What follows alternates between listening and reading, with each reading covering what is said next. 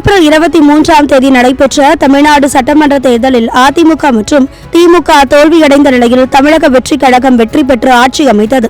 இதையடுத்து பல கட்சிகள் தவேகாவுடன் இணைந்தன. இந்நிலையில் சென்னை அருகே மாமல்லபுரத்தில் உள்ள தனியார் நட்சத்திர விடுதியில் அமைச்சர்கள் ஆனந்த், ஆதவர்ஜுனா மற்றும் செங்கோட்டையன் முன்னிலையில் நடைபெற்ற நிகழ்ச்சியில் மாற்றுக் கட்சிகளைச் சேர்ந்த பலர் தவேகாவில் இணைந்தனர். அதிமுகவில் இருந்த எம்எல்ஏ பதவியை ராஜினாமா செய்த சி. விஜயபாஸ்கர் மற்றும் எம்.ஆர். விஜயபாஸ்கர் ஆகியோர் தங்களது 15,000 ஆதரவாளர்களுடன் தவேகாவில் இணைந்தனர். நிகழ்ச்சியில் பேசிய அமைச்சர் செங்கோட்டையன் தமிழக வெற்றிக் கழகத்தில் புதிதாக இணைந்த அனைவரையும் வரவேற்றார்.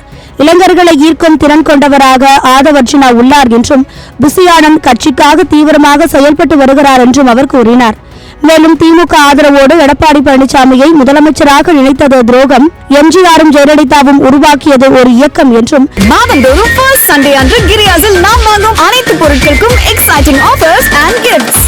தற்போது எடப்பாடி பழனிசாமி நடத்துவது ஒரு கார்ப்பரேட் நிறுவனம் போன்றது என்றும் அவர் குற்றம் சாட்டினார். அதிமுகவில் துரோகிகள் தொடர்கின்றனர், நல்லவர்கள் தமிழக வெற்றிக் கழகத்தில் இணைந்து விட்டனர் என்றும் தமிழக வெற்றிக் கழகத்தில் இணைந்தவர்கள் எடப்பாடி பழனிசாமி முதலமைச்சராகும் முயற்சியை முறியடித்துள்ளனர் என்றும் செங்கோட்டையன் தெரிவித்தார்.